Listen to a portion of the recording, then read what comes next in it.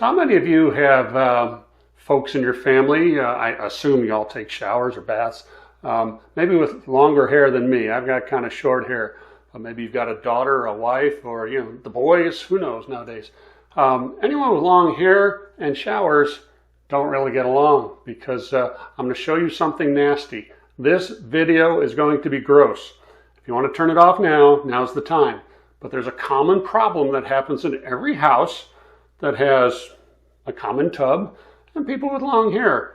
I'm going to share it with you. You can see here, I just got the spout filling the tub with water. The drain plug is open, but it's not really draining. What's going on? Don't call a plumber. Just go grab your needle nose pliers and maybe a small screwdriver, and let's go play plumber. Alrighty, so here we go. I've turned off the water. You see the tub drain is open, but there's still water here in the tub.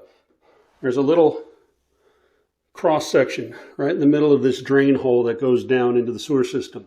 And in the middle of it is a screwed connection where this top will go in. Sometimes there's something else in there. You might need to get way down in there and with a screwdriver undo a set screw to loosen up your plug.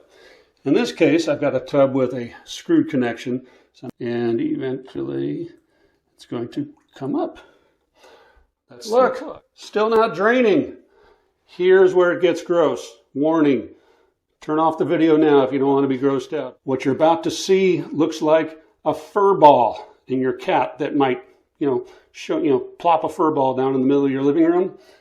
But this is what it does. We'll stick this down in here, get a good hole on it, and here it comes. Furball City. It looks like a dead rat.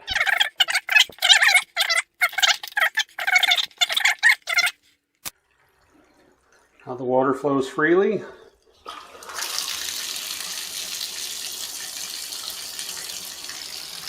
And it's good for another 6-9 months.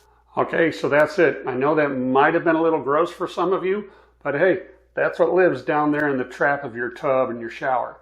So hopefully you learned from this. You can save $100, $200 next time you feel like calling a plumber. Take a look at that first and see if you can clean it out yourself with the old needle nose pliers.